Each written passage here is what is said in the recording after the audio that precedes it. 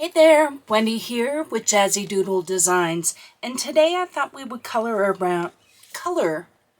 in Brown Bear Wood Coloring and Spotting book. Now this book, there's a full flip through on the channel of. In addition, there's a video on my thought processes on how I would approach this page.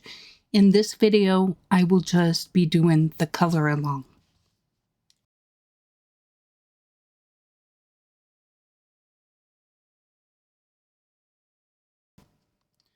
Hello everyone, welcome to the channel. And if you've been here before, welcome back. Today we're doing this color along using Black Widow pencils. I thought that they would be a great set based on the blues for the sky, and I just felt like it kind of checked all the boxes. So that's what I'm going to be using. And if you've never seen my color alongs before, a couple of things of note. Up in the left-hand corner, there'll be a girl talking. She'll be there whenever I'm chatting. If I put some music on, maybe I'm doing something, and we just kind of put some music in the background and I'm not chatting, she'll go away and then she'll pop back up whenever I start chatting again. Now, this is a longer video than normal, just because this page had, I don't know, a lot more details. It's a very toothy paper. I might recommend using like a marker as a base, like a Tombow or something like that, just simply to make it a little bit easier if you want to get rid of the white dots. Now, a lot of times when I do color alongs, I try and keep it to one medium. But, I was chatting with Christine and she said, well, I don't know. She said something like, why didn't you use marker? And I kind of had a head smack moment, because sometimes I literally don't take my own advice on what I tell you guys to do. So that being said, that would always be an option for you. And I will try and do one of these pages doing that. So I'm going to write a note to myself to do that. Now, because the video is 2 hours, there's a good chance, we'll see how far along I get. Now, if you're unaware of how I do color alongs, I don't lead that exciting of a life, so I do a little chit-chat about my life, but for the most part, I try and introduce some education. So if I'm doing something particularly different, like for example, right now, what I've done is, if you look at the inspiration picture, they have used blue on the brown tree to kind of depict that this is a nighttime scene.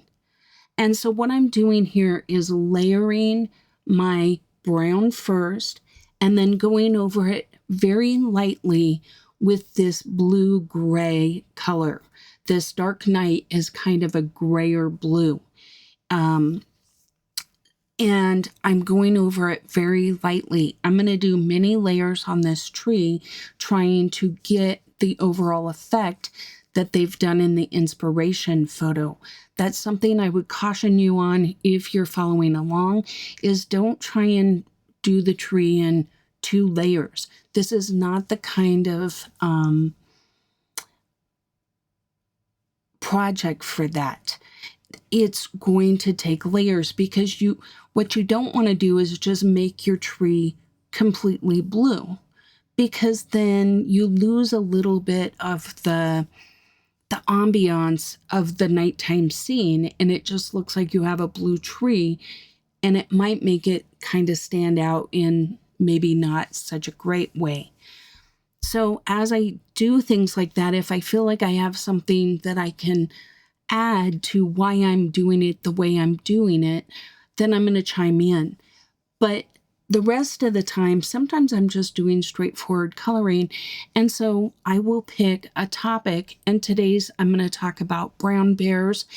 And we'll probably talk about the difference between brown bears and grizzly bears.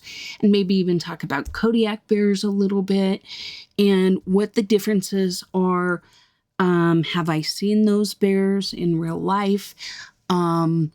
And those kind of things, and maybe give you a little bit of fun facts to make it a little more interesting to follow the color along instead of just simply putting some music to it or, blathering on about my boring life. So that's kind of how my color alongs work. And yeah, so I will say I really enjoyed working in this book. And I thought it was a fun challenge to kind of replicate what I saw in the inspiration photo. Now, unlike like the Disney book where it's literally side by side, if you deviate in this book, no one would know because the inspiration is literally in an entirely different book.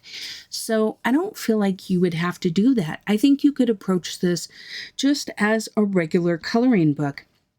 And I may do that on some pages. I do use a little bit of fine liners at the end and some acrylic markers. Sometimes I feel like I forget to use those mediums and I try really hard to make colored pencil do all the heavy lifting. And I'm hoping that, as I journey in my YouTube world, that, it'll get a little bit easier for my brain to think beyond just colored pencils. So what I'm doing here is I'm going to start with my darkest blue, and I am going to take my darker blue and then blend out towards the moon there. Around the moon will be a very, very light color. I almost went with Prismacolors because of the blue situation. So, because a lot of colored pencil brands just don't have those really light colors, especially in the blues. So that is one thing that draws me back to Prismacolors a lot is their palette. So instead I went with the Black Widow. I enjoy working with Black Widow. Now I will say that I probably used colors from all the different Black Widows. I didn't really try and contain it to any one particular set. I feel like the Black Widows, maybe the Black Widow set, the first set, the actual one's called Black Widow, they have a decent overall palette. But then if you were to buy just the Dragon set or the Monarch set, their palettes are designed to kind of fill in the gaps. And so when you get all the pencils, you have a really nice blend of 180 pencils, or not a blend, but a palette. But just if you buy one individual set, you may be disappointed because one set's really heavy in the pinks and one's heavy in the greens or whatever. It's been too long since I bought mine to remember what each set does. But if you look at the pencils I used, I did write down, it'll say, whatever, BW, like this one says MN042. That means it came from the Monarch set. And if it says BW012, then that would mean it comes from the actual Black Widow set. So keep that in mind when you see those. But the idea is I'm laying down the color, and then as I get into my transition colors, like right here, I'm going to start blending into the next lighter color. So I'm going to lift off from the pencil and, allow the colors to blend a little bit. So here I start my second lightest color. I am going to kind of go over the darker color with it, and I will go back and blend it out a little bit more. But as you move, get lighter where you're going to go to your next color, and then that'll give you some room to blend those two and get a little better transition or gradient, so to speak. Okay. So as far as my personal life goes, I just had a big loss in my life. My Uncle John passed away. He was, when I was younger, very much a part of my life. I grew up kind of without a dad, and so he filled a lot of roles for me. Went to father-daughter things, which was a thing when I was growing up. It wasn't as commonplace as it is now to have single-family homes, and so there was quite a few father-daughter kind of things. And so he did some of those things for me or with me, and so it was a pretty big loss for me. He was a great guy. He was older and he was in some bad health. And so there's a part of me that he is a little bit relieved that he's out of pain and he's not suffering anymore. But my heart is heavy. And so you may find that I don't have my normal wit and sass when I'm doing this color along, and if that's the case, I apologize. We'll see how it goes, but I just want to kind of say that because I do know that some of you have indicated that you do enjoy my humor and you enjoy I write silly things on the screen and stuff like that while I'm coloring as well, which can be a little entertaining, and I personally enjoy it too. I just want to warn you that I may not be quite as sassy as usual. So keep that in mind.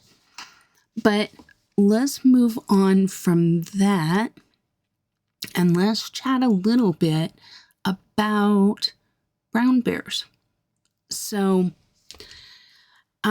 it says here, brown bears can be found in various regions of the world, including North America, and Eurasia. And so this particular site has 10 facts. So I'm going to kind of go through those and then we'll move forward. You can see here that I'm using that lighter color and helping make those transitions a little smoother. And so don't be afraid to flip back and forth between all of your pencils, adding and creating those layers to get the depth of color that you want and make the transition work, right? So going over the dark with the light, going over here, I'm taking that dark a little farther past that tree. If you notice, I kind of stopped the dark before that tree. Well, I felt like there was too stark of a line there, so I went ahead and pulled that dark a little farther over, being very light with my touch. Okay, let me get a drink. What are you guys drinking? I am drinking water with a little bit of lemon today. So that may change. I may have to dip into the Diet Pepsi. But I had a little bit of coffee this morning, and I am a cold brew girl. I don't drink hot drinks usually. So had a little cold brew and then following it up with some water. And then maybe later on this afternoon, I'll have some, maybe have a Diet Pepsi.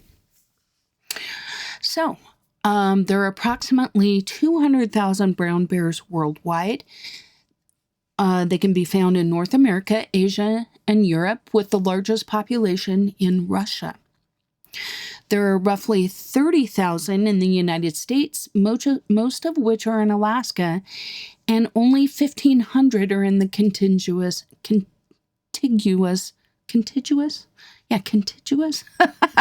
48 states. Those states are most likely Wyoming, Montana, Idaho, and Washington. So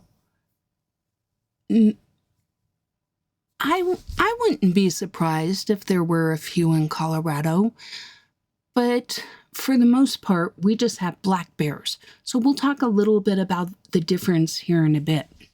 So when people think of brown bears, most people think of grizzly bears. So let's talk about that for a minute.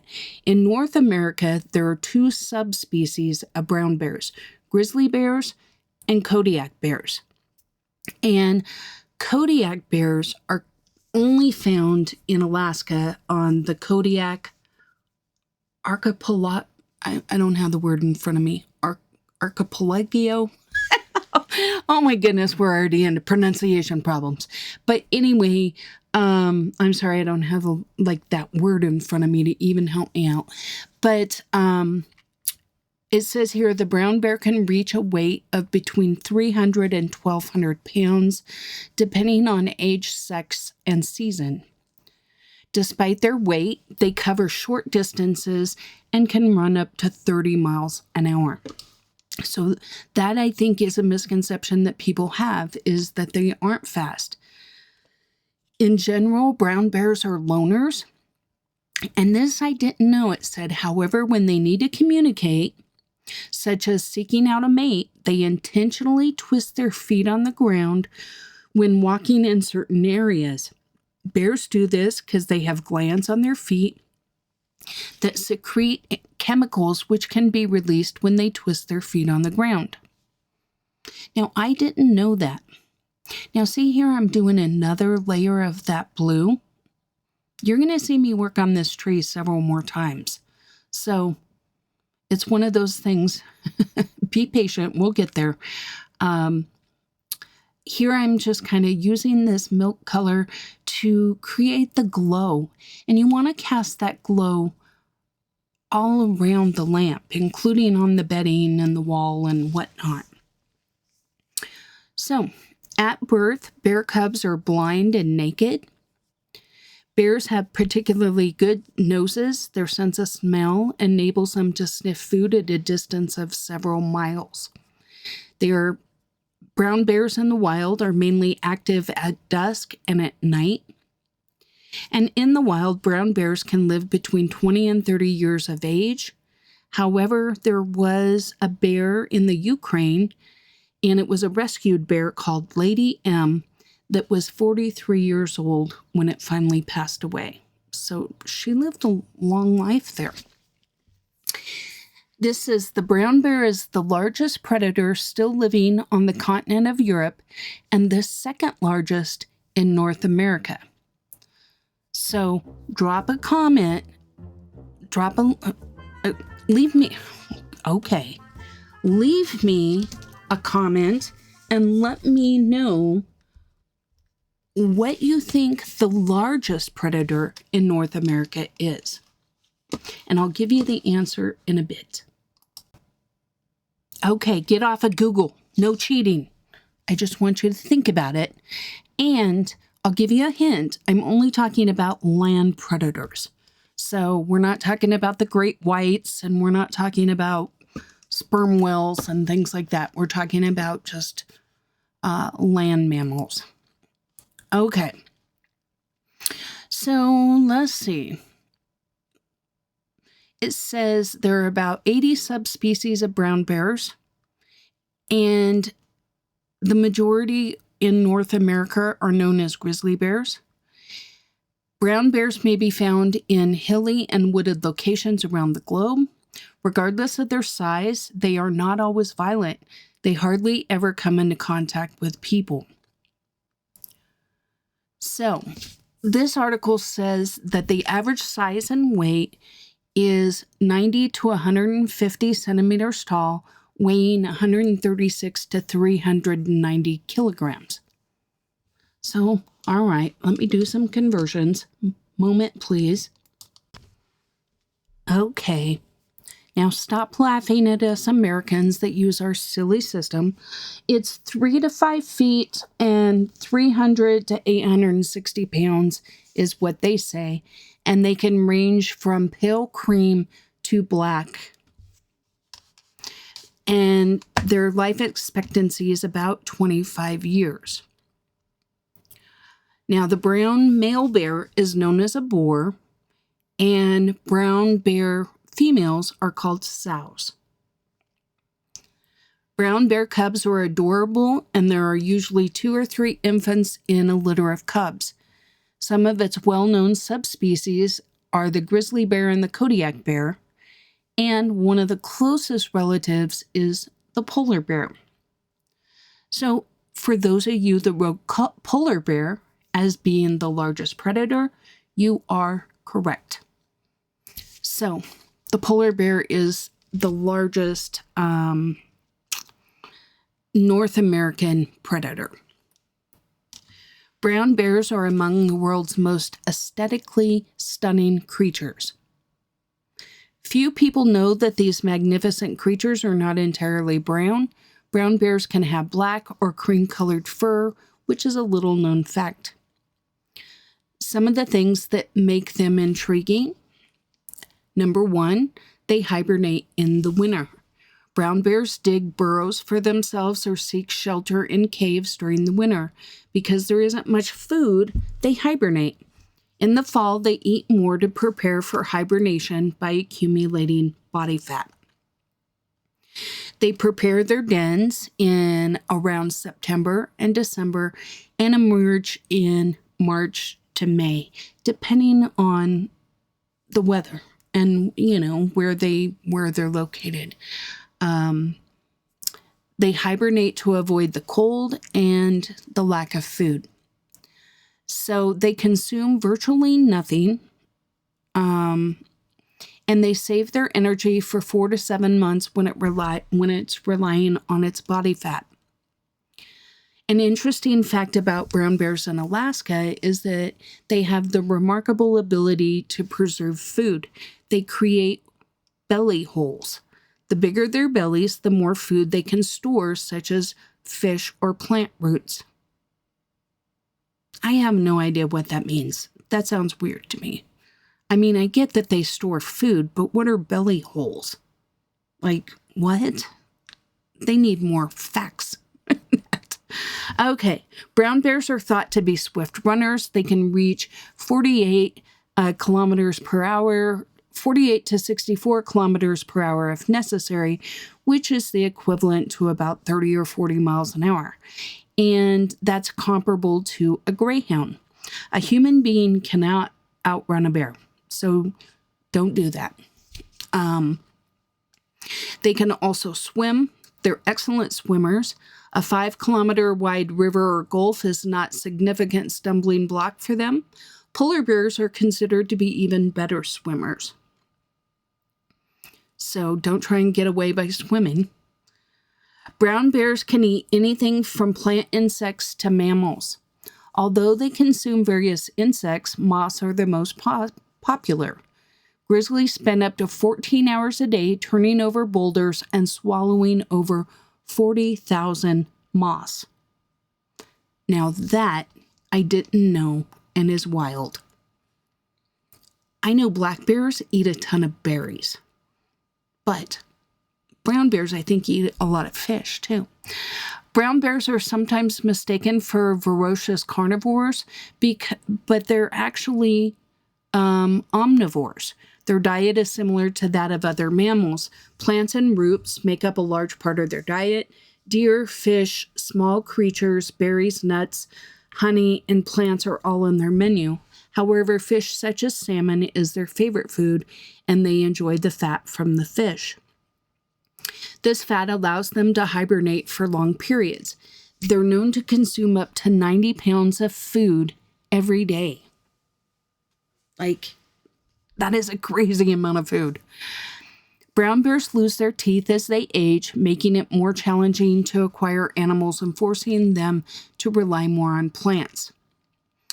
So the 3 to 860 pound range, they're 3 times the weight of a male wolf and nearly 2 times the weight of a tiger. Bears are very... I'm doing the door a lot like I did the tree. Just, And the smoke, I don't know.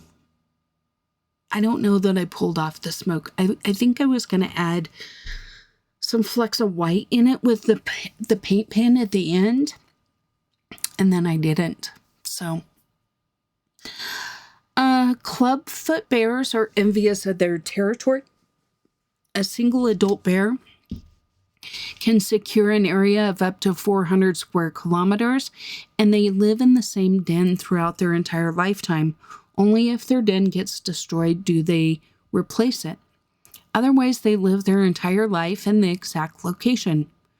They don't mark their territory with urine as many other animals do, but with claws and ripping the bark off the bottom of trees.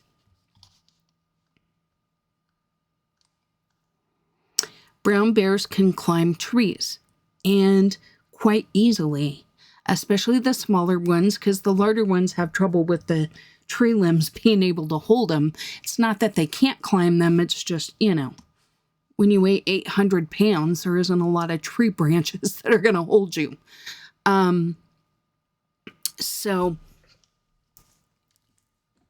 That being said, brown bears like to be alone.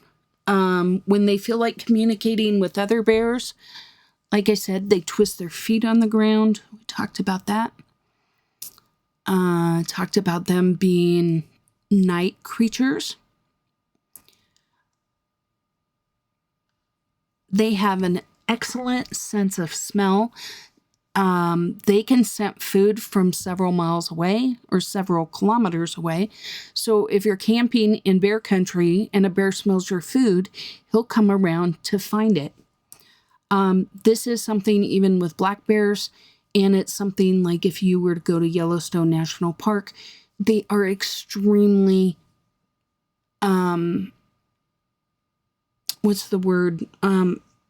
they take that very seriously.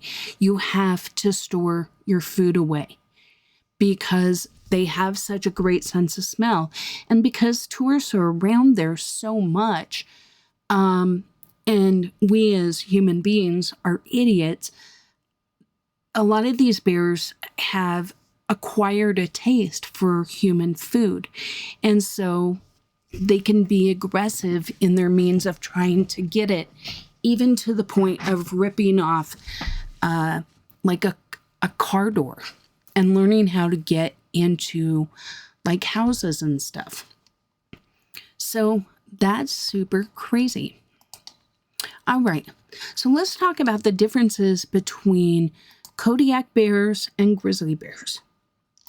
So Kodiak bears and grizzly bears are both subspecies of the brown bear.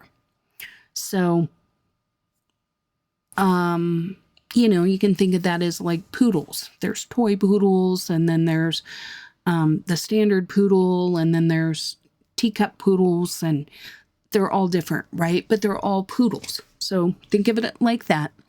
The main difference between the Kodiak bears and grizzly bears are related to their size, habitat, and diet. So number one, Kodiak bears are generally larger than grizzly bears. Kodiak bears are among the largest bears in the world, with males weighing in between 800 and 1,500 pounds. So that's a pretty considerable difference when we were talking about just regular brown bears weighing 300 to 860 pounds. These are starting in at 800 pounds. So, I think it would be fair to say they're almost twice as big.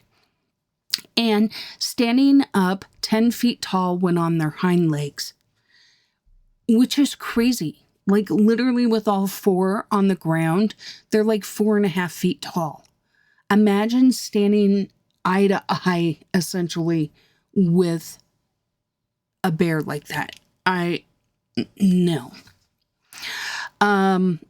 Kodiak bears are found exclusively on the Kodiak archipelago I'm sure I said that wrong, in Alaska, which includes Kodiak Island. Grizzly bears have a wider distribution and can be found in various parts of North America, including Alaska, Canada, and the northwestern United States.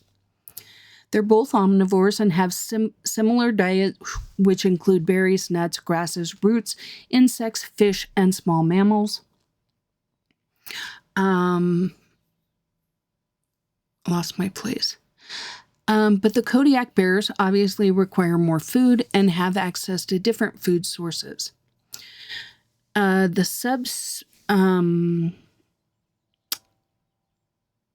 yeah, so that's kind of the main differences between those. Okay, so I'm on to another site. I just try and find you as many fun facts as I can.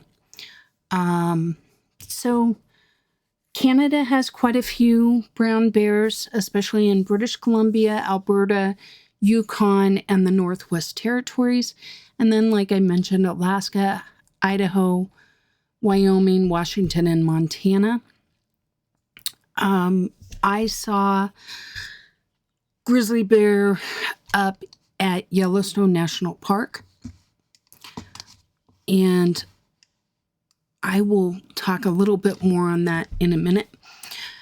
It says here sometimes grizzlies will locate a cache of nuts that a ground squirrel has stored for the winter. With their excellent sense of smell, they can locate carrion from miles away and readily feed on it. So that's a big part of their diet. Moose, elk, mountain goats, and mountain sheep.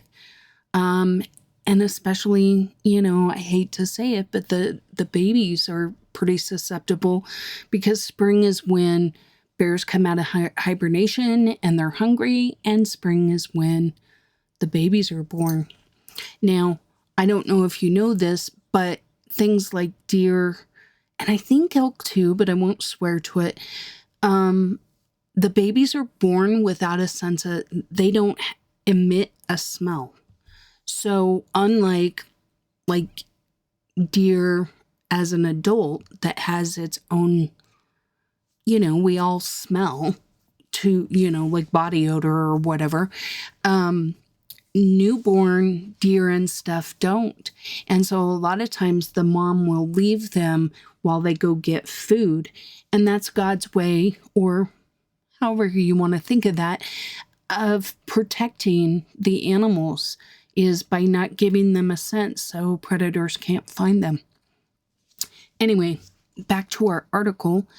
It says here another major source of food are the army cutworm moths, which we touched on that a little bit ago.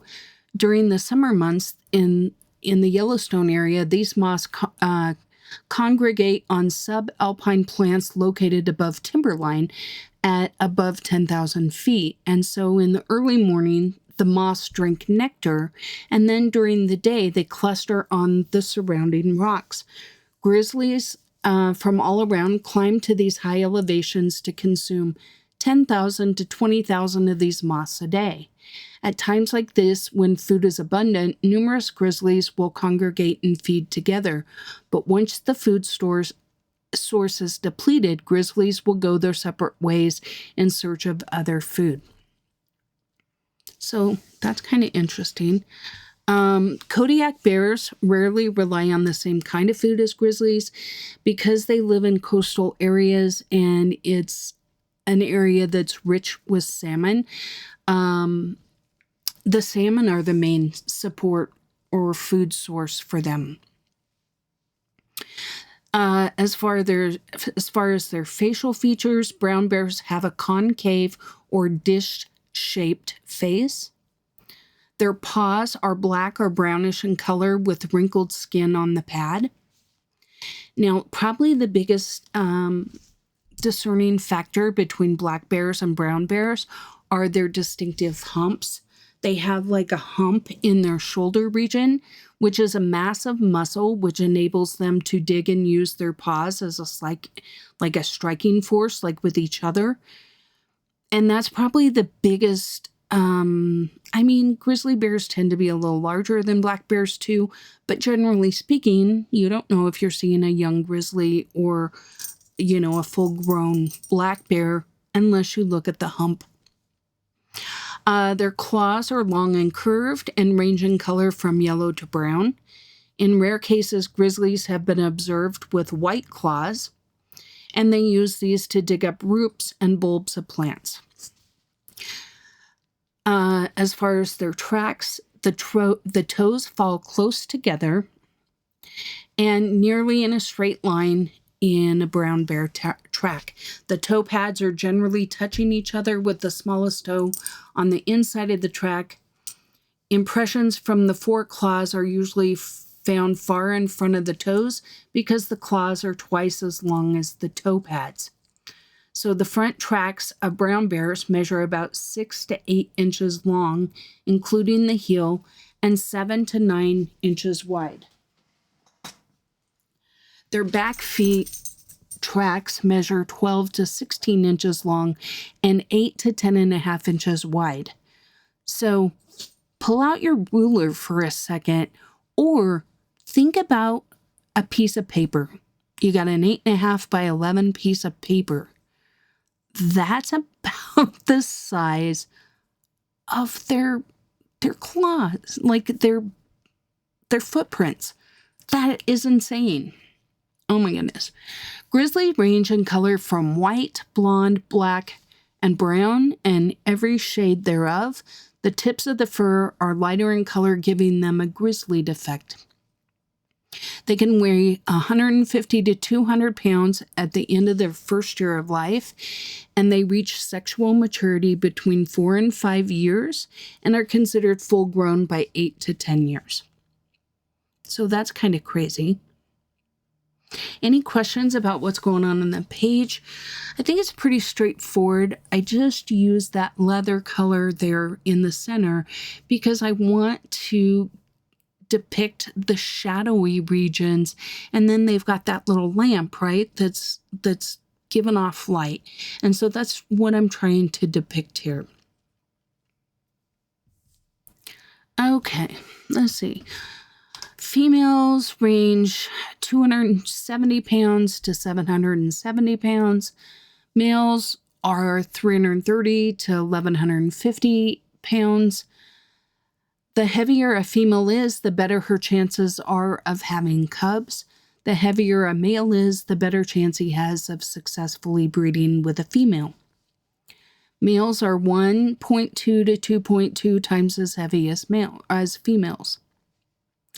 Kodiak bears can grow to 10 feet long and weigh over 1,000 pounds. That is crazy. In general, brown bears will flee as soon as they detect humans. Finding food, finding mates, and avoiding being preyed on govern their life. So, I will say the best defense you can do to avoid bears whenever you're in bear country is make noise. Oftentimes, people that are attacked by bears, it's often because they're journeying along, minding their own beeswax, and they're quiet, and they startle the bear. So, that is pure Wendy. Like, I'm not reading that out of the fact journal. That's just things that I've learned in my life. So, take that with a grain of salt. I think it's interesting that this article says dens are dug in dry, stable soil where the winter temperatures will remain above freezing. The den is usually sloping. As snow falls, it covers and helps insulate the den. Generally, the den is just large enough to accommodate the bear. The evidence of the den, or the entrance to the den, leads to a tunnel that slopes downward, and the sloping tunnel allows stale air to escape. Most dens are only used once. Occasionally, a den built in an unstable ground will collapse. Now, I think that's interesting because in a previous article, we read that the dens are used over and over, like every year. So, I don't know which one. This is bear.org, so maybe they know better. I don't know.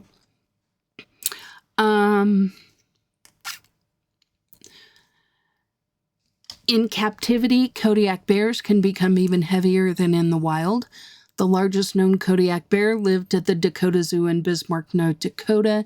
His name was Clyde, and he weighed 2,130 pounds when he died in 1987 at the age of 22. Clyde probably weighed close to 2,400 the year earlier. He had a fat layer of 9 inches when he died. The longest lived brown bear on record was a female at the Henry Dorley Zoo in Omaha, Nebraska. She produced cubs through the age of 41 and was euthanized at the age of 44. So,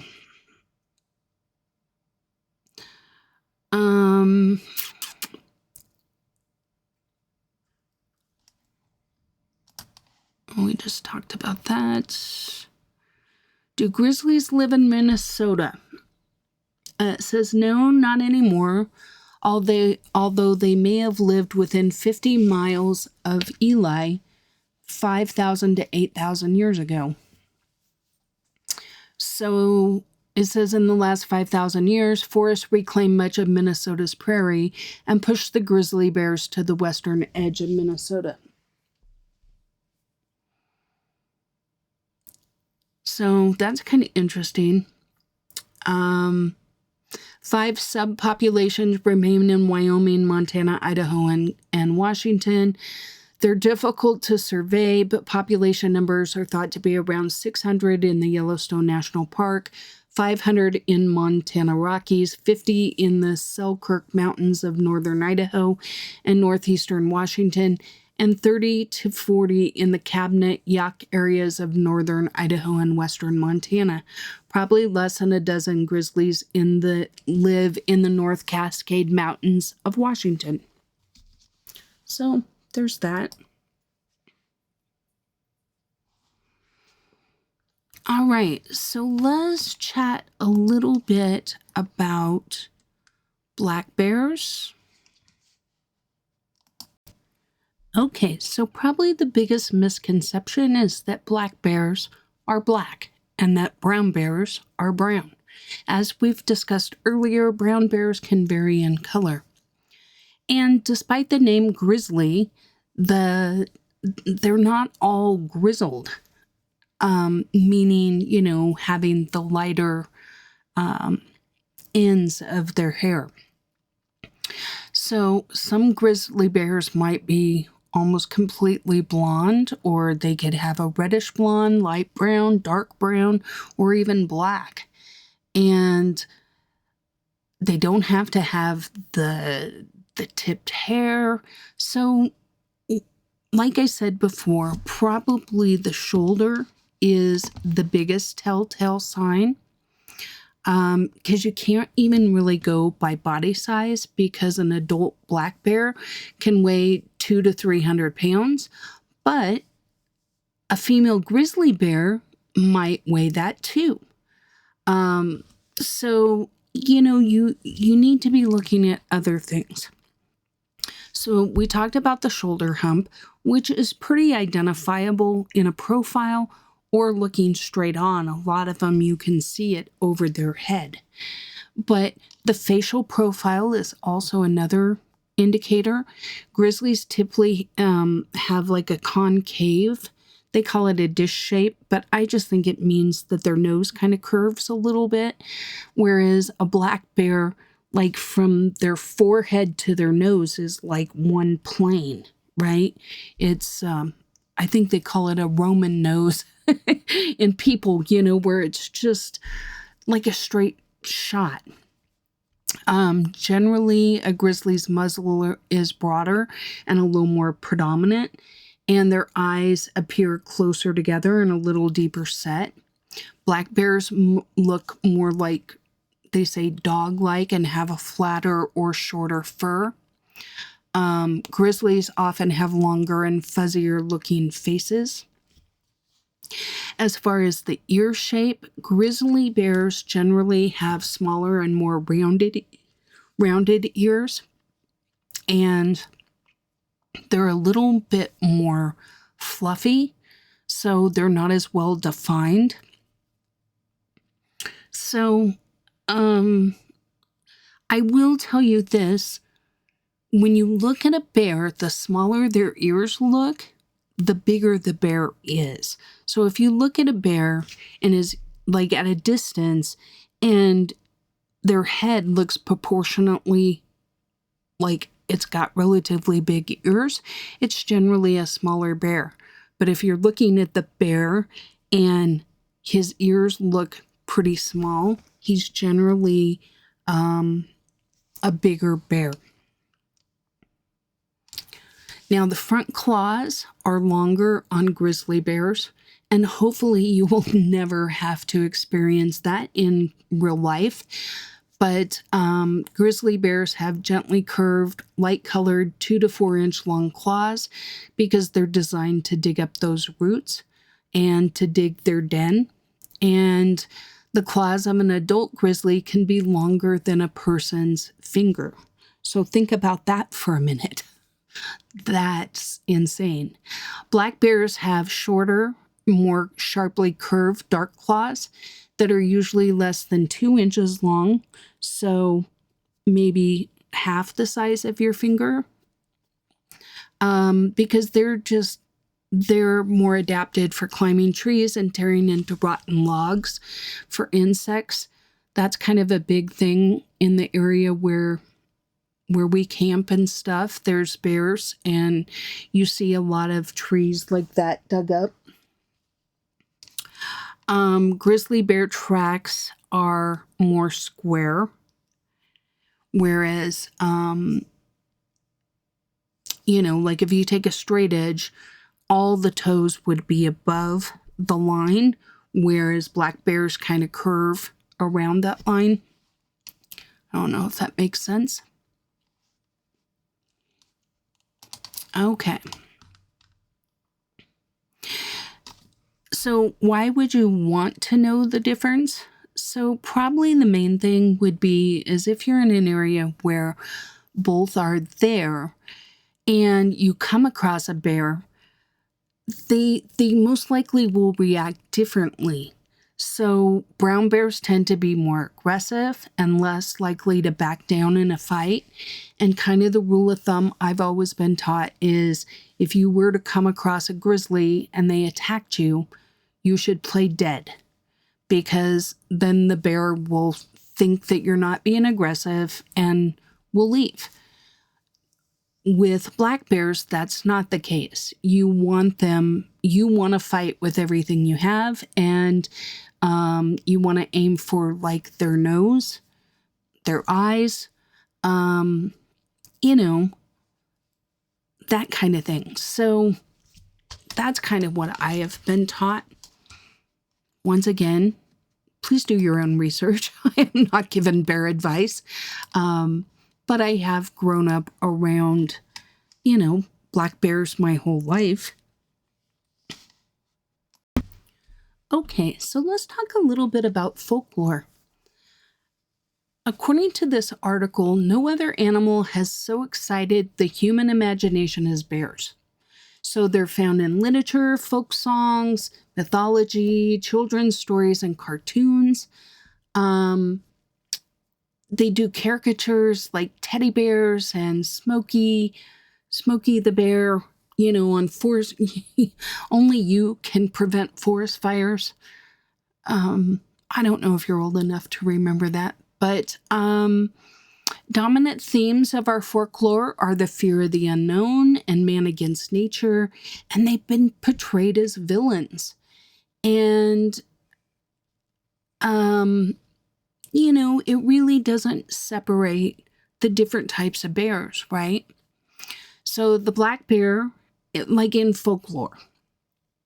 So the black bear is 4 to 7 feet from nose to tail and 2 to 3 feet high. It has small eyes, rounded ears, and a large snout, a large body, a short tail, and shaggy hair. It has a less concave nose. We talked about that. It gets into all the genus and the subspecies and all of that. I guess there are 16 different subspecies based on minor differences. We are certainly not going to go into all of those. There's a Kermode bear, cinnamon bear, glacier bear,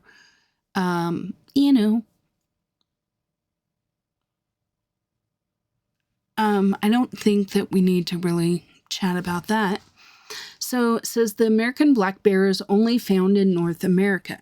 The population is estimated at 750,000, and they live in forests as far south as Florida and northern Mexico, and as far north as Alaska and Canada. In northern Labrador, where grizzly bears no longer live, black bears range into the tundra. I will say we just had a bear sighting within a mile of my house. I live in town, so to be fair, so I live in town, but there's like what would you call that? Like a canal type of thing. There's like a little body of stream of water that runs, we call it a ditch, but it's kind of bigger than a ditch. So, but it runs, it's within about quarter mile of my house. And so we've had foxes, coyotes, wild turkeys. Like I said, there was a bear sighting last, maybe a week and a half ago within, 3/4 of a mile of my house, which is crazy to me. My husband, where he runs his UPS route, he works out of Boulder, which is about 10 miles to the west, went in our directions. I would say, what would that be? North, southwest? Me and the geography today. It's about 10 miles away. And he works a mountain route. He's seen bears. He's seen bobcats. He's seen a mountain lion. Turkeys, deer, those kind of things. But, so they're around for sure. But that being said, we camp every summer, and while we had a bear attack our camper, so there's an area where we camp every year, and there for a while when the kids were younger, we used to go up a lot, like almost every weekend, and we would take like the little motorbikes and stuff like that and let the kids go up and on like the trails and the back roads back in the day when it was all legal and allowed. And they would bring their bicycles and we would just camp and hike and have a good time. And so that year we were leaving, we had an 1960 Shasta that we had rebuilt. It was kind of like a pull behind camper. It was so cool. But anyway, that year we had left that camper up there, and a friend of ours went up and spent the night in it, and he had cooked bacon and then left. Well, we had bear tooth marks in the, if you think about a camper that has like one of those beds over the front part, so like if you hitched it to your truck, the bed would be kind of over the bed of the truck. Does that make sense? Like it doesn't attach directly to the truck. You're just attaching it to a hitch, but I don't know what those are called, cab overs or something like that. But anyway, the bear had bitten that, because you could see the puncture marks from his teeth, both on the top. So he had bit on a corner and you could see it on the top and the bottom. So that was kind of crazy. And you could see scratch marks where he had scratched as well. So they definitely are up there. We had one get into a cooler that just had pop. So we hadn't really, it just had drinks and ice and stuff. So it really didn't have food in it. But the bear came and ripped the top off the cooler and checked it out. So We usually don't encounter them because they usually avoid us and we avoid them. But you would definitely see signs of their scat, like in the road. And you could always oh, I'm sorry, I'm off camera right now, but I'm just barely off camera. I'm doing those little, the big grasses right there. So not exactly, stunning, you know, coloring that you need to see, but apologies. But anyway, back to my story. We pretty much stay away from them. Sometimes you'll see them in a distance, but they're not a huge problem if you leave them alone. So I go out of my way to leave them alone for sure. They usually give birth in January or February, and most of the time a litter is considered 2 cubs. Sometimes you'll get 3, sometimes just 1. It says litters of 6 have been reported in several eastern states, so we don't see that much around here. It says cubs weigh a half a pound to 1 pound at birth, which is kind of crazy if you think about it, that they're smaller than human babies when they're born. But within a month or so, they're 20 to 30 pounds. So they grow fast. It says here by the first fall, cubs may weigh as little as 15 or more than 165 pounds, depending on the food supply. Cubs usually stay with their mother for 16 to 17 months, rarely 29 months. 1 to 6 days before the mothers are ready to mate in May or June, they force their yearlings to stop traveling with them. What a sad day for them. There's usually about 2 years between litters, but it can be 3 or 4 if the food is scarce. If a litter is born but dies before the mating season, the mother will mate again and produce cubs in consecutive years. There's usually a 50-50 birth rate of males to females. Males are killed by people at a higher rate, though, so the sex ratio among mature bears is often 1 male to 2 to 5 females. Bears see in color and have good vision close up. Their distant vision over 200 yards has never been tested. Well, why not? Put up the eye chart and ask them to raise their hand if they know what they're seeing. How would you even... I know they have tools, but it's wild to me. They have a large brain compared to the body size and are considered an intelligent mammal. I will say around here, a lot of the people that live in the mountains have to be pretty cagey about things like locking up their trash and different types of locks, because bears can figure out how to get into things. Their hearing exceeds human frequency ranges and has about twice the sensitivity, so they can definitely hear us much more than we can hear them. Their smelling is extremely good, and while the limits are untested, their nasal area is about 100 times larger than that of a human. So here with the snow, I just wanted to use this darker blue and kind of work my way into the snow. I didn't want the really bright blue snow, and so I am using this color as my initial color to kind of tamp the brightness of our next colors down. Okay. Their navigational skills are superior to humans, and they have excellent long-term memory. I don't know if you can hear the wind right now. It's blowing about 40 miles an hour. It's crazy.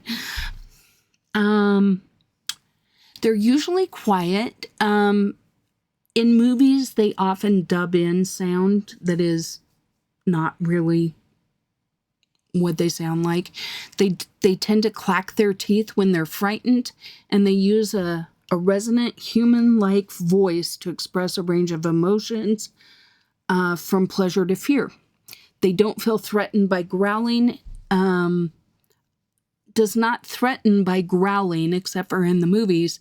And in storytelling, any sound a bear makes is called a growl. But that's not really what they sound like. I will say, I don't know that I've ever really... I definitely haven't heard what I've always heard bears referred to as a roar. And sometimes you hear that when they die, they will kind of do a death roar. But I, like in real life, the bears that I've been around, obviously not at real close quarters, but I mean 100 to 200 yards, they were pretty quiet. If anything, there might be a little grunt. But anyway, let's see. Mothers wake up to giving birth and take excellent care of the cubs in the den. They lick them clean. They respond to their cries for warmth and milk. And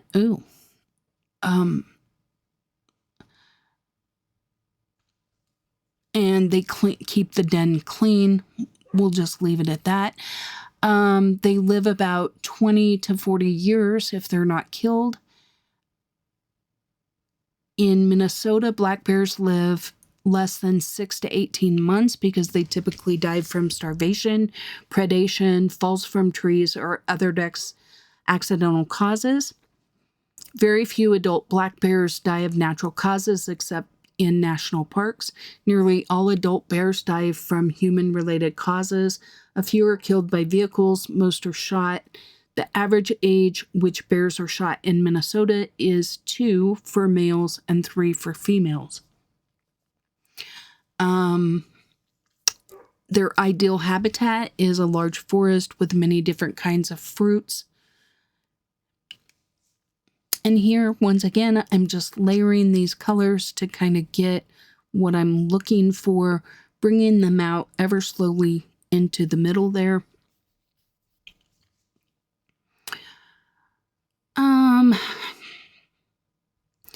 Long-term problem is that magazines and movies have given black bears an unrealistic, ferocious image, causing people to fear them excessively and kill them unnecessarily.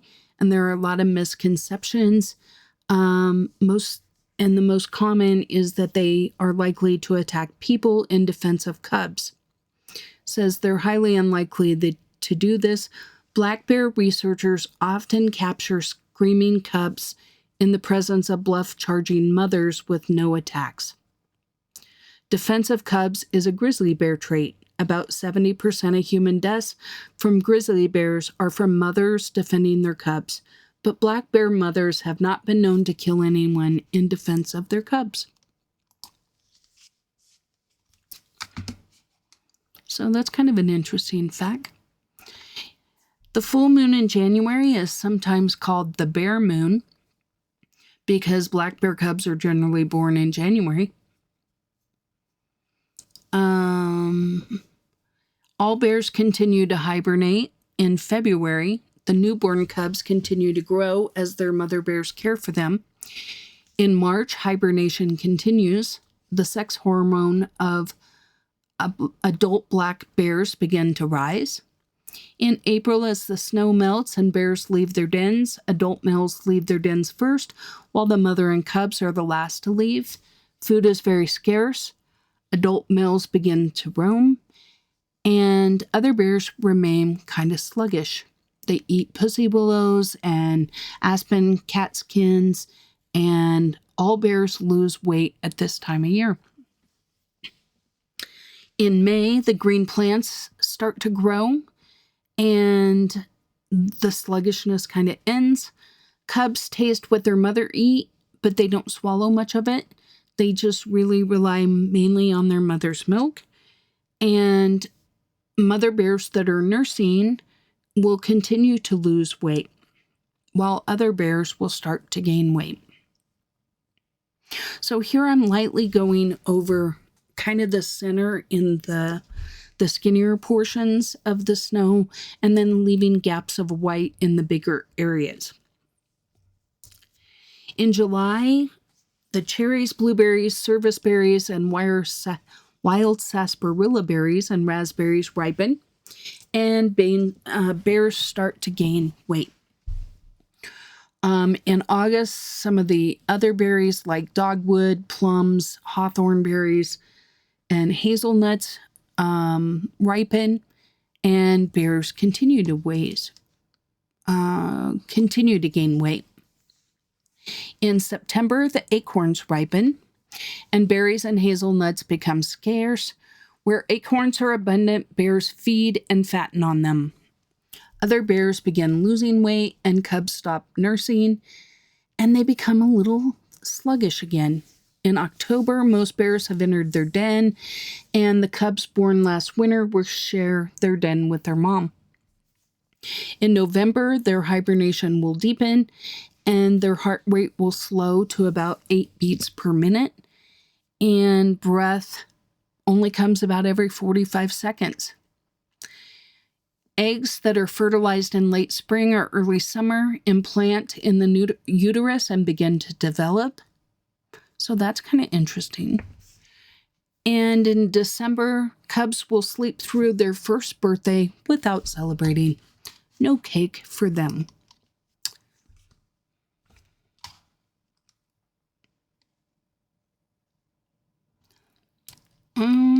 What other fun facts can we talk about?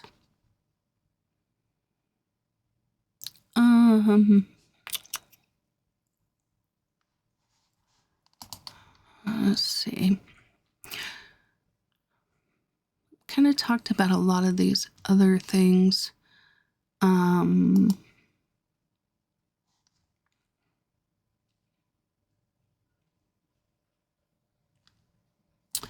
right. Oh my goodness, y'all. I have been talking for over an hour. Blathering. Blathering is probably a more accurate word. I've been blathering for about an hour. I hope you're enjoying this. I enjoy learning facts about, especially nature and animals and such. I don't know. I guess maybe because I live in an area with a lot of nature that I find it so interesting, but I really do. Here, I started with this washed purple because in the inspiration page, it's really trying to depict the nighttime aspect and the dark, so they wanted it to have kind of a cooler look to it. So anyway, and then I'll go over it with some brown. So let us chat a little bit, shall we, about polar bears. So polar bears are found throughout the ice-covered waters of the Arctic region and prefer to remain out on the sea ice all year if possible. The sea ice provides a platform for which they can hunt.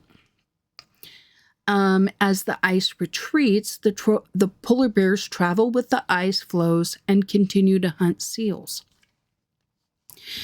Now, polar bears are usually found in northern marine areas of Alaska, the Commonwealth of Independent States, Norway, Greenland, and Canada.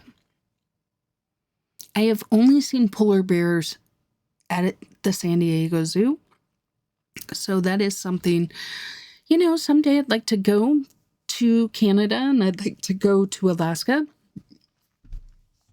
and see all of their cool stuff. Scientists estimate there are between 25,000 and 40,000 polar bears in the world. So they're not a big breed. They also believe that it's divided into 6 core populations with members of each corps never mingling with the other ones. So they break it into 5,000 in Greenland, 9,000 in the Canadian Arctic, 2,000 in the Alaskan area, 3,600 in the Soviet Union. So there's maybe 4 of the 6. The range depends on the pattern of freezing and the sea ice. So it might be small if it has access to the sea ice, or it might be larger if they have to remain on, or if they want to finish your sentence, Wendy.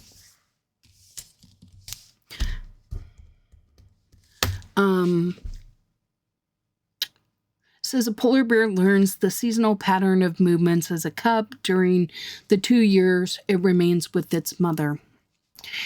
In areas such as Greenland, the bears may have to relocate many hundreds of kilometers each year to remain on the ice to hunt seals. That, I think, is what I was trying to get at. So here I'm adding that blue to my washed purple, and then I will add a little bit of brown, I believe, as well. And this is just literally, I go on a piece of paper and I look at colors and I think to myself, how could I make up that color? And then I test things when I'm using weird combinations like this, because I don't know that this would be a typical color combination, right? But I'm trying to get a specific color. So here it says the description of a polar bear is that it has an elongated body and well-developed shoulders. They have a long, thin, developed neck and a relatively straight profile. They're silvery white to light yellow to straw yellow, and mature males turn yellow as they age. So I guess the older they are, maybe the more yellow they are. They're the largest land predators alive in the world today. And they run between 770 and 1,500, but can exceed more than 1,500 pounds. So that's a little chunky monkey, huh? The females are smaller. They range 330 to 720 pounds. And a super fat pregnant female might weigh 1,100 pounds. And whenever I see polar bears, I always think of the Coke commercial. That's good advertising, isn't it? If you can see a polar bear and actually think of the actual brand. Okay, so from the bottom of the paw to the highest point on the shoulder is about 5 feet. From the tip of the nose to the tip of the tail is about 8 feet. So these are large animals. They can be over 10 feet tall if they stand on 2 feet. They have really large feet, which makes them good swimmers. And they're also good at shoveling snow and building dens. So their tracks are 5 3/4 inches long by 9 inches wide. And their hind paw is usually 13 inches long and 9 inches wide. So literally bigger than a legal size piece of paper.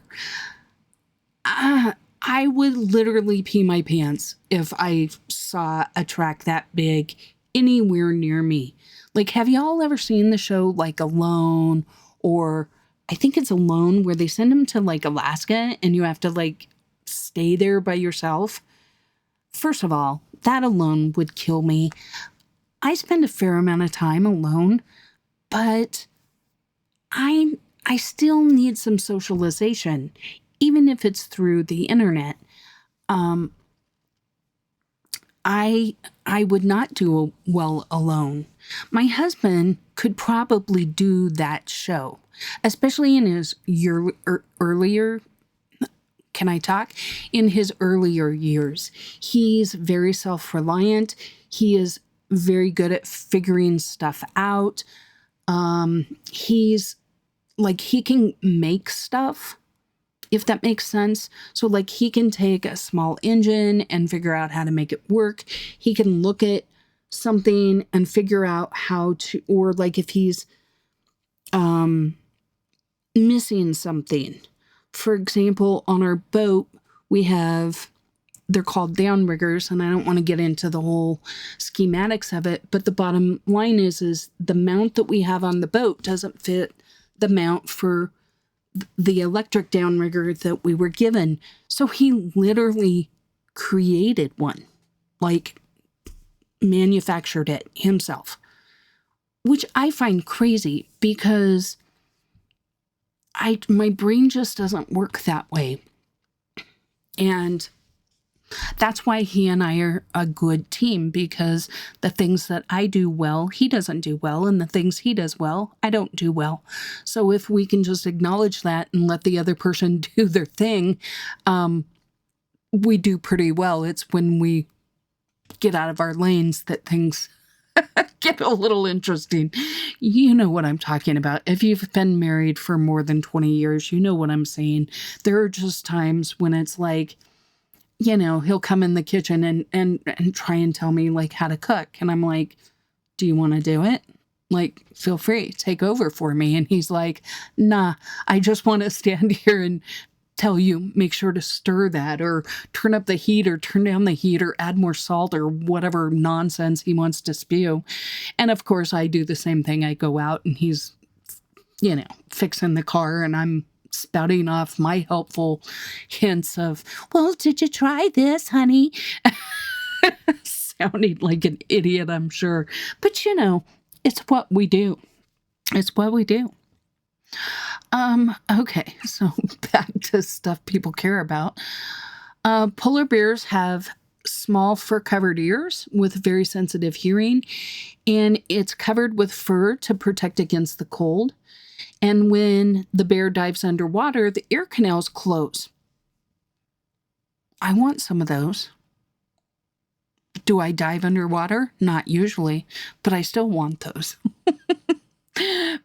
Bears have an excellent sense of smell and can locate seals. Okay, are you ready for this? Up to 40 miles away. 40 miles, y'all. You can sniff out 40 miles. I often wonder this because, like, my dog, obviously dogs have a better sense of smell, right?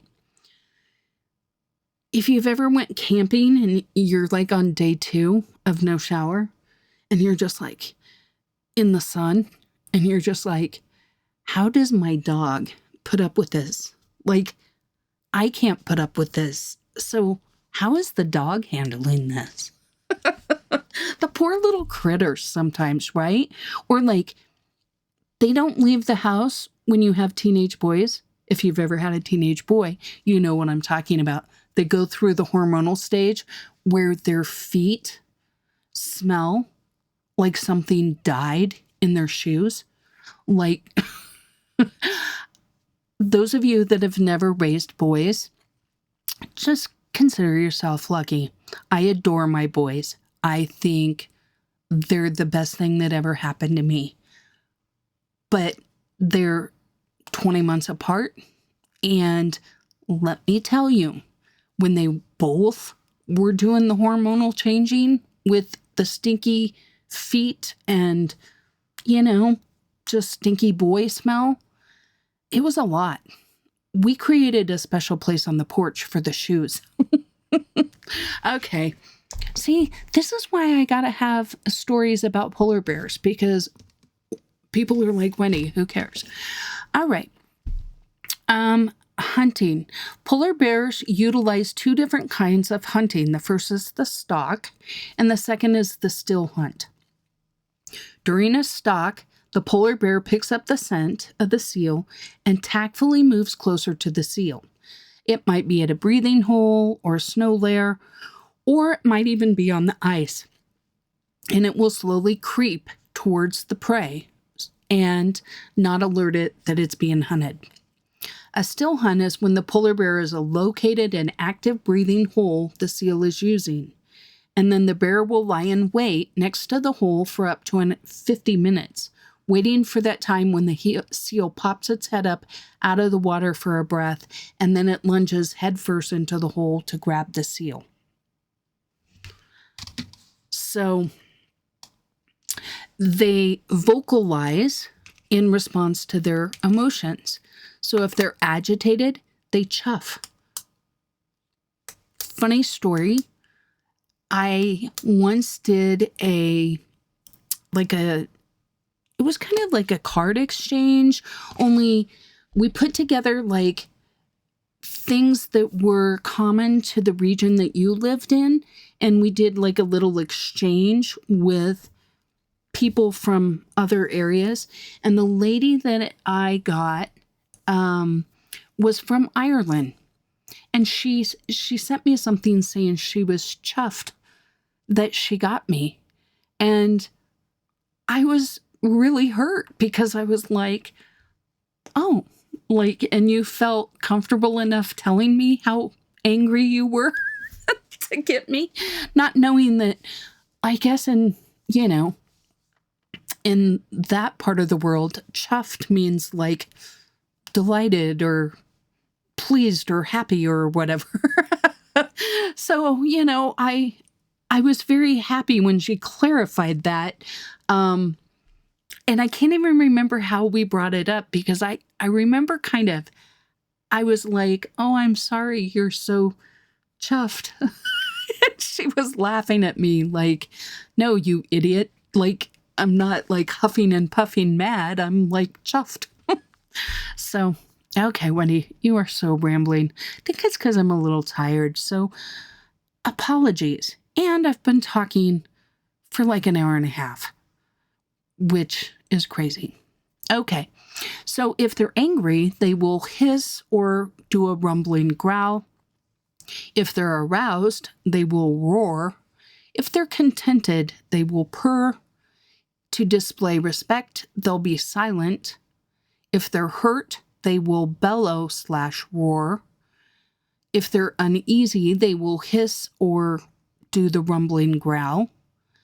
And if they're upset, they can shriek, squall, or whimper. So that's kind of interesting, because other bears that we've read about don't really do that, right? Like, mostly we read that they're pretty quiet. So as far as like their territory, a male polar bear's territory generally overlaps the territories of several females, so it gives the male more opportunity to mate with more than one female. Well, aren't they the little rogues? There's intense competition among male polar bears, which often results in fighting, and the larger males have a greater chance of winning these battles and of mating. And you see that a lot in animals in general. Elk do that as well. The females generally breed about once every 3 years. In the instance of like the beds that I'm coloring over here, I am planning on using like acrylic markers for the details, so I wasn't too worried about saving the white spots. On the yellow blanket, I did a little bit, but it's not, I wasn't going out of my way. So females usually breed the first time when they're about 4. And then after mating in the spring, they only have a few months to store away large deposits of fat before they have to den. She has to gain up to 440 pounds of fat in order to have a successful pregnancy. The pregnant bear will feed upon ring seal pups that have recently been weaned, and the abundance of seals enables the female to gain that amount of fat. Well, I mean, there's a part of me that says she wants to gain the weight when she gets pregnant.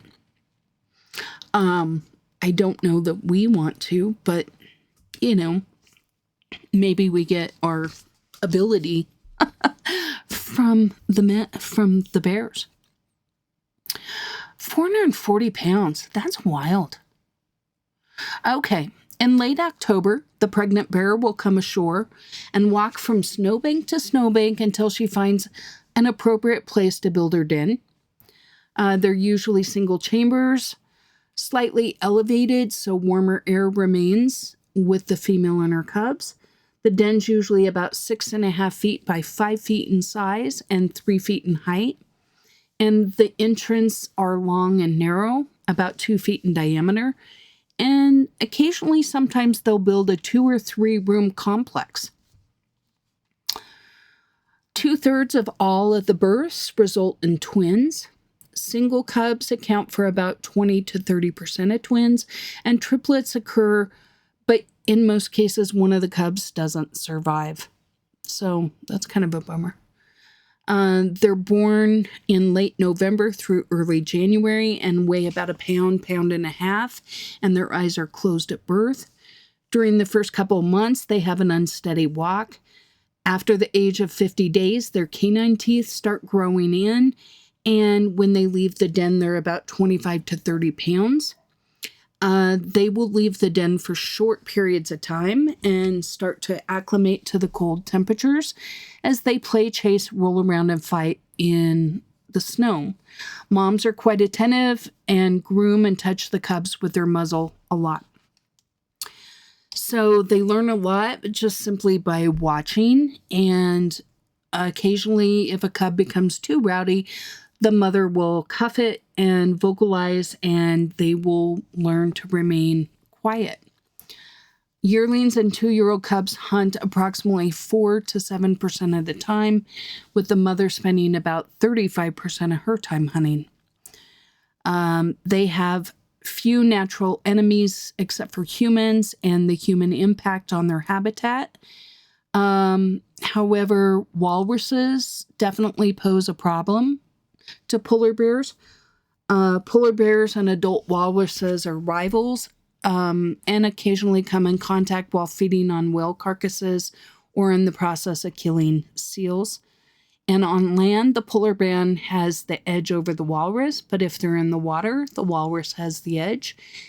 It can grab the polar bear from below and stab it with its tusks, and repeat this, resulting in serious, if not fatal, injury to the bears. Polar bears average about 15 to 18 years. Females stop having, I guess that's the male, because it says females stop having cubs around the age of 20. Some polar bears have been known to live up to 32 years. So that's the end of that article.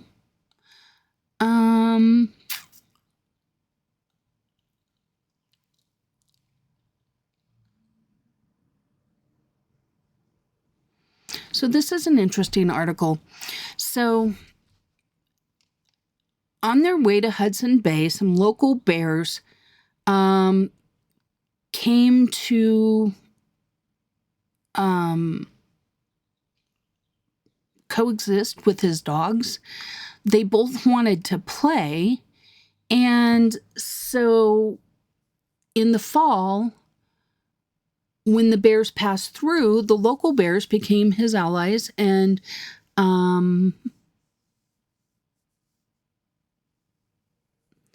okay, I'm going to just read this because he said, Brandon Ledune of Churchill, MB, so my brain's not working, but I think that's in Canada, breeds sheepdogs in the midst of polar bears, and each summer the bears come ashore from Hudson Bay and wait for the ice to reform so they can go hunt seals again. But instead of shooting the bears that came near his dogs, he figured out that they just wanted to play. So he found a way to stake out the dogs and let the bears and dogs play. In the fall, when strange bears passed through on their way to Hudson Bay, the local bears became his allies. Dominant local bears hazed strange bears away. Whether or not it was their intent, the dominant local bears prevented any non-playful strange bears from hurting the dogs. And so for well over 2 decades, until disapproving officials stepped in and removed several local bears, once that happened, a strange bear killed several of his dogs. And then there's an article. So this is abridged from Outdoor Photography magazine, May 1997. In October 1996, a polar bear ran amok through Brian Ledoone's remote sled dog camp 11 miles outside of Churchill. It killed 6 dogs, ate 2, and wounded 12 more. Actions of game wardens precipitated the attack, and they thwarted Landoone's novel strategy that had saved countless bears and dogs. Instead of shooting the bears, he allowed the natural play between the bears and the dogs. Only occasionally did he usher a rare bad actor out of camp to the tune of gunshot cracks. Dominant bears accustomed to his dogs usually performed their task on their own. The tragedy began after a group attempted to visit his camp to see the bears and dogs. The vehicle became stuck in the snow. A polar bear laid down and went to sleep 30 feet away. The game warden rescued the celebrities and informed Landoone he had put the visitors at risk. 12 officials and helicopters soon appeared at Landoone's camp and removed 5 large bears that were friendly to his dogs. Landoone worried that without them, his camp would be open to every meandering bear that comes through. He kept a nighttime vigil in nearly 0 temperatures and 30-mile-an-hour winds. The carnage began in total darkness while Landoone was in town. A bear ignored the meat set out as a deterrent and attacked the dogs, eating one. The next morning, Landoone came upon 5 dead and 11 wounded dogs. The next night, 2 more dogs were attacked and another one eaten. The next day, Landoone shot an adult male polar bear. Landoone said the game wardens should have respected that I've been dealing with bears without problems for over 20 years. Before the incident, only 4 of his dogs had died from bear interactions in 23 seasons. None was attacked or eaten. Landoone believes all 4 prior incidents were a result of bears coming from entangling in the dogs' chains and accidentally breaking the dogs' necks in their attempts to get free. There's even a video. So I will leave a link in the description. It's on the bear.org polar section. But when I get done with this, I'm going to look and see what it says. Watch the video. Because that might be interesting. I think it shows the bears and the dogs playing. Okay, so I switched. We're going to switch gears here a little bit. This article is 105 facts about bears. Now, some of these I probably already told you, so we might skip over some of them, but there are 8 species of bears found throughout the world. They usually live about 25 years in the wild and 50 in captivity. They stand 1 to 3 meters tall. They hibernate up to 100 days.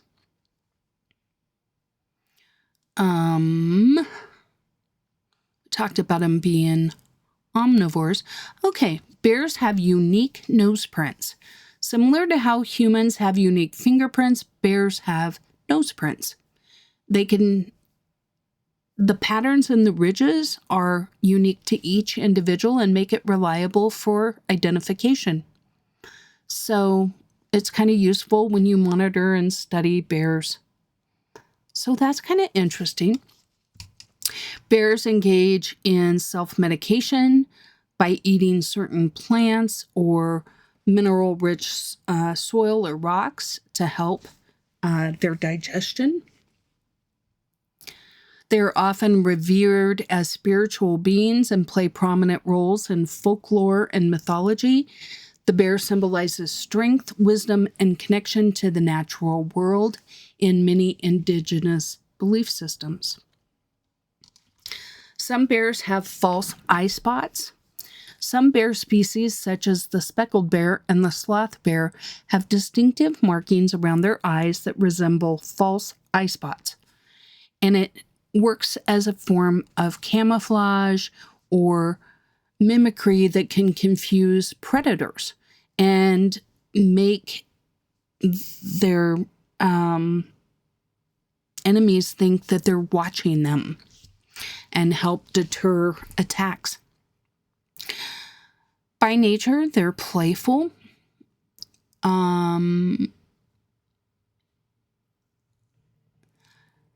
Typical bear diet likes shoots and saplings and seeds. Bears have 2 coats of fur. They have an under layer, and then they have an outer layer, much like some of the husky type of dogs have. Bears don't have whiskers.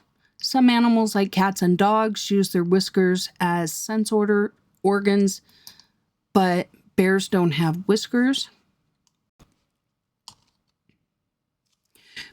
Bears have a greater sense of smell than dogs and other predators. They also use it to signal each other, either to warn rivals they're entering their territory or to find a mate. So I wonder how they do that. Do they emit a smell when they enter? Bears have a good sense of memory. They know when they've found food somewhere, they'll come back. They have a simple digestive system. So animals such as cows have like multiple stomachs. Bears only have one. And their intestines are very short and undifferentiated, which limits the amount of nutrition they can get from their food. They have to eat a lot of food in a day to maintain their bodies. Pandas spend 12 to 15 hours every day eating just to get enough energy to stay healthy. Now, this is a life I could get behind. Most bears live in the northern hemisphere. We talked about that. Some bears stay awake all day. So,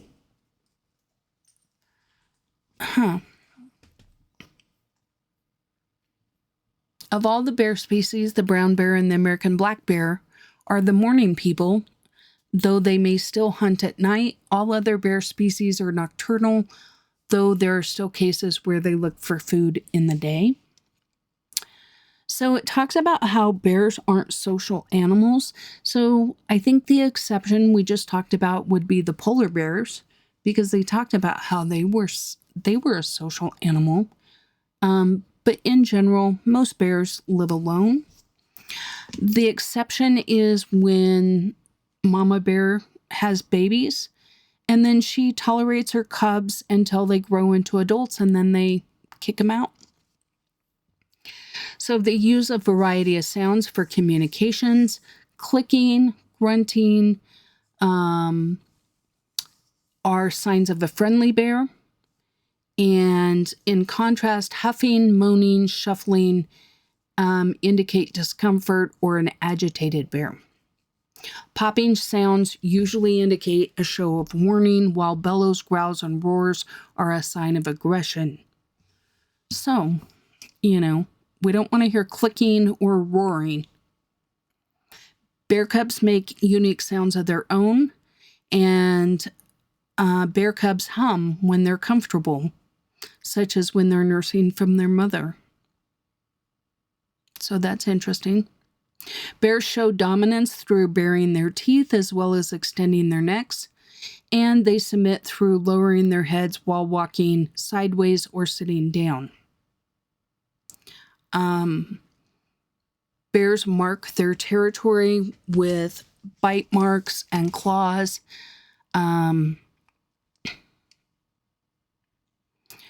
Says they have complex mating rituals. They wrestle and fight each other before mating. And, a lot of humans do that too. Makeup sex, right?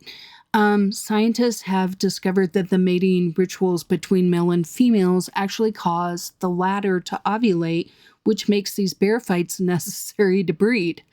And then it says, talk about tough love. Like I said, they just are having good makeup sex. Bear pregnancies don't have a set time. They last between 6 and 9 months, and they rear up to 4 cubs in a litter. They don't leave until 2 to 3. They don't leave the den until 2 to 3 months after their birth.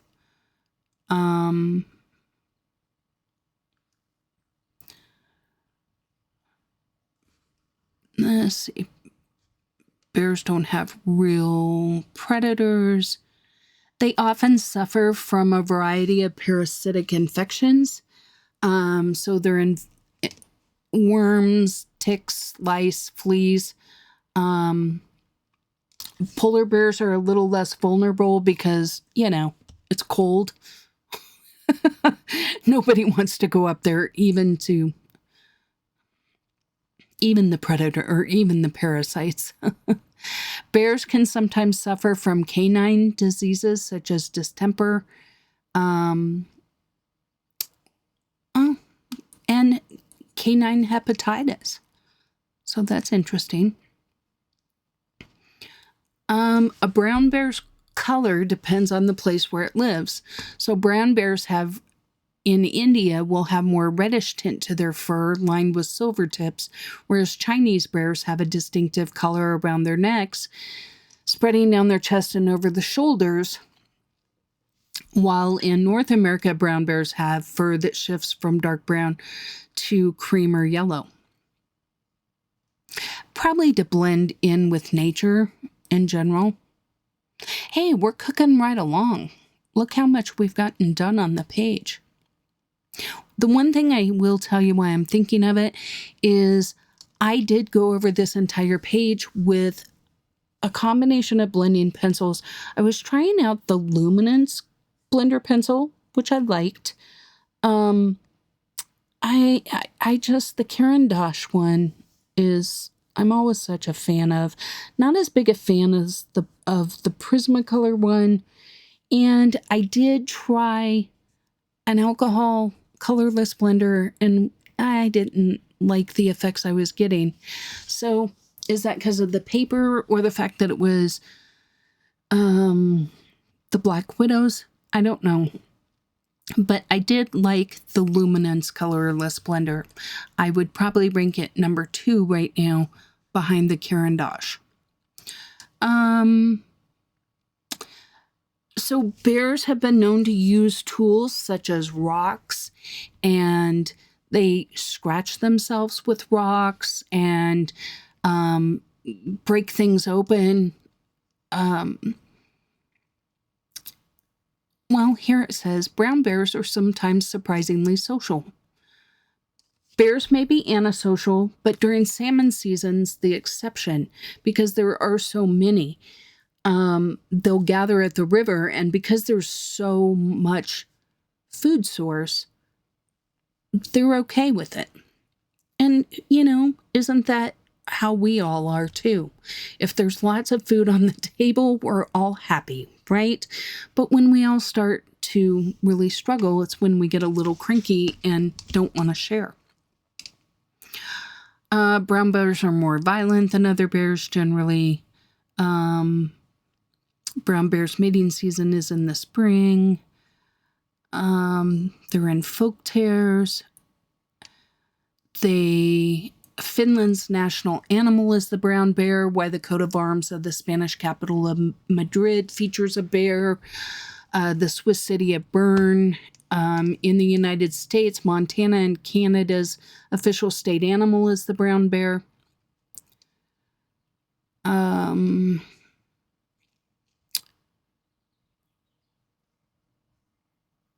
Adult polar bears usually leave leftovers. So polar bears usually only eat the skin and fatty layer of a seal, leaving the rest to scavengers. And the leftovers may then serve younger polar bears and the cubs. Polar bears like to keep clean. So after killing and eating, polar bears wash themselves with water or snow. So that's kind of interesting. I don't know that that's common amongst animals.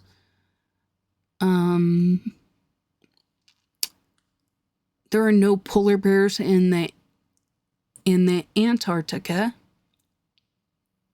They only live in the Arctic. So, that's interesting. Legend claims that polar bears cover their noses when on a hunt. Tall tales claim that this behavior helps polar bears camouflage from prey. The legend is common one for all Arctic peoples, but despite extensive research by scientists, no observation of polar bears doing so has ever existed. So I guess the philosophy was, what if you got a lot of snow on your muzzle? You'd be all white instead of having a big black nose poking out, I guess. Polar bear cubs can swim almost as well as adults. That's kind of crazy. Polar bears can hold their breath up to 3 minutes. Arctic peoples have uses for all of polar bear's body. They make fur for clothes and shoes. Polar bear meat is edible, though people run the risk of contracting roundworm infection from polar bear meat. The fat makes a good fuel and is also edible. The carcass tendons get used as thread, while its organs are dried and ground up as medicine. The teeth have religious or ceremonial uses, while polar bear bones are fashioned into tools, among other things. Polar bear liver is highly poisonous. I have heard this. It says too much of anything is rarely good, and the same goes for the vitamin A in polar bears' livers, because vitamin A is not a water-soluble vitamin like vitamin C. If you eat too much vitamin C, it'll just make you sick and get diarrhea. But if you eat too much vitamin A, it's stored in your fat and you can literally die from it. So the polar bear has such a fish-heavy diet, it gives them a lot of vitamin A, which is enough to poison the polar bear itself. However, they avoid this by running it through or storing the excess in their liver. And so the Arctic people make sure to dispose of the liver properly when they eat the meat. Polar bear fur isn't very valuable. Even when guns made hunting polar bears much easier, their value stayed low compared to other fur, even reindeer fur. Statistics show that most polar bear deaths by human hands are for protective measures.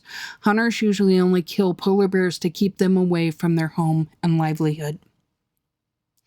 So here I'm starting to use, this is a Stabilo yellow. It really doesn't matter. Pick any fine liner, pick any acrylic marker. There's a ban on polar bear hunting in 1950. The Soviet Union banned hunting in 1956. Canada followed in 68, and the US followed in 71. And now the world adopted it in 1973. Pollution's another major concern for polar bears. Pesticides and industrial chemicals contaminate fish, then the polar bears eat them, and while there isn't a lot of contaminants, the amount of fish that the polar bear eat makes it quite the problem.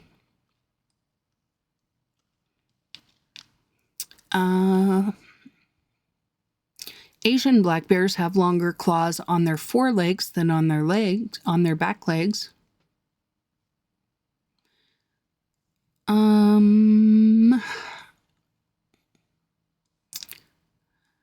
American black bears are the smallest bears in North America. They're still big.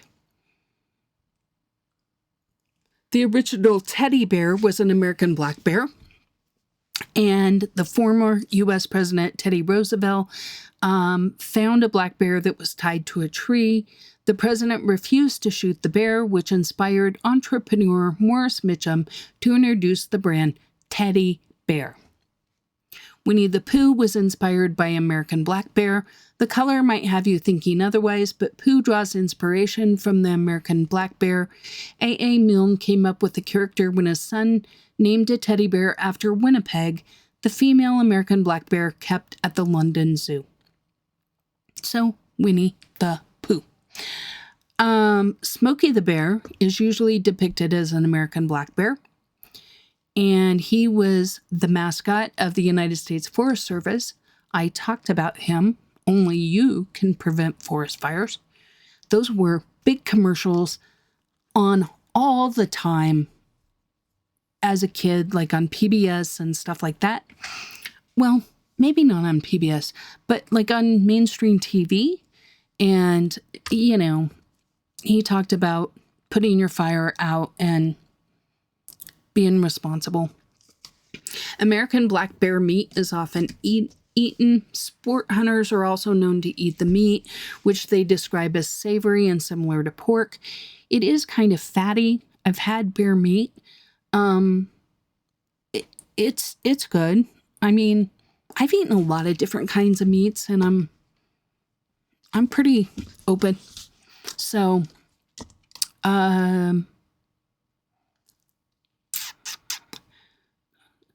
sloth bears were once commonly seen in India as dancing bears. They were domesticated in India and put on performances.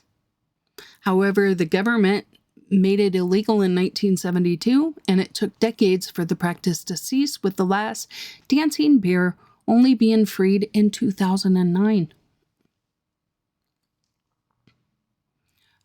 Baloo from the Jungle Book taught Mowgli, and he was a sloth bear.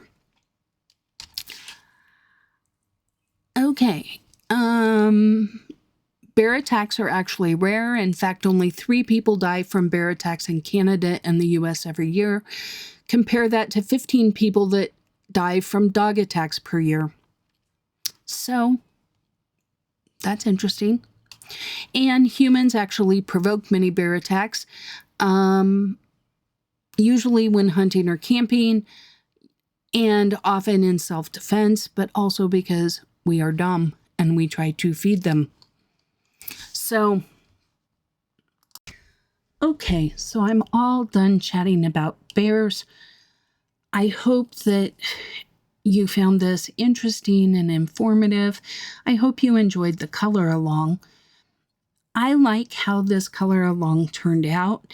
Here again, I told you I'd keep coming back to this tree because it's a difficult task to make it look both blue and not blue at the same time. We want it to look like it's in darkness, right? So I keep fiddling with that. And basically what I'm doing is a lot of touch up. I'm adding dots and squiggles and smoothing out areas where I, need to blend a little bit more, adding a little decoration to her blanket here.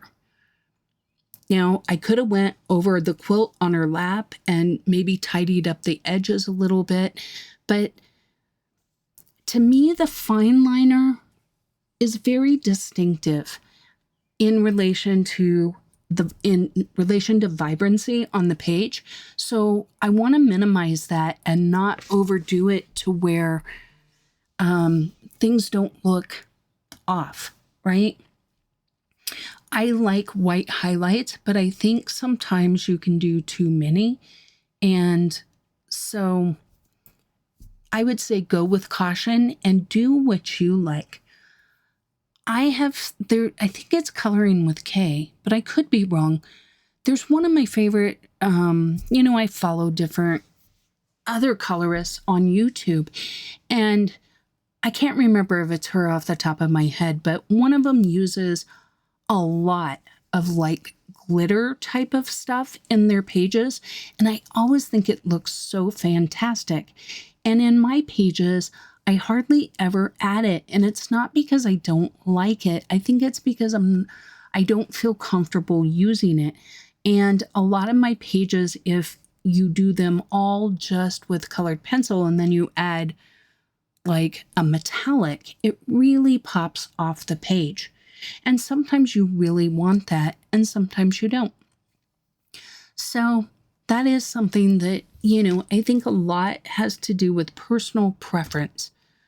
Some people dress in bright, loud colors and do interesting hairstyles and that kind of stuff. And then other people dress in black and grays and, do simple hairstyles. So I think it's really about who you are and what your personality is. And we all put our own signature on the page in terms of how we color. How we color is a lot like how we sign our name. It is unique to us, and no amount of videos is going to make the way I color exactly the way you color. Now, that doesn't mean we can't learn from each other, and when we mimic it, that's how we learn cursive to begin with. If you're of an older generation that even learned cursive, is you literally copied, right, the little handwriting books over and over again until you started to duplicate it. But then did you find that even though you had done the classic 2-loop L, that now you only do 1 loop, or maybe you don't do a loop, or maybe you only write in capital letters or whatever, right? Because we all develop our own style.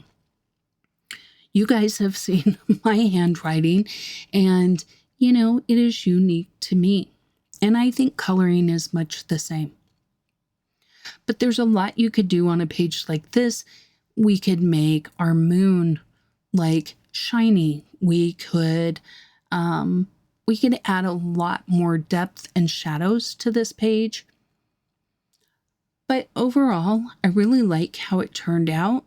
And we don't have a whole lot left. There's probably less than 10 minutes. And quite honestly, I'm out of water and out of words. And you're probably glad of it. So thank you so much for watching my video. Do the YouTubey things. Like, share, subscribe. All the YouTubey things. I appreciate it. And until the next time, take care.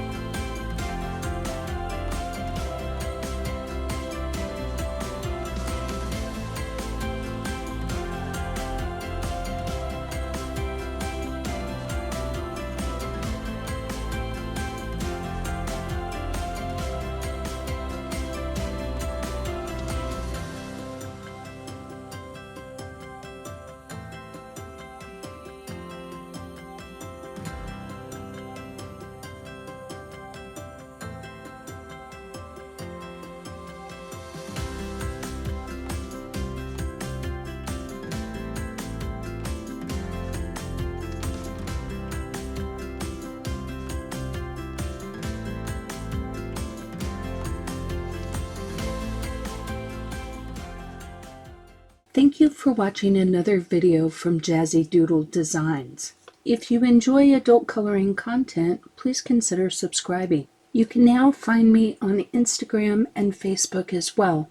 I welcome all comments and suggestions. Don't forget to like the video before you go. And until next time, take care.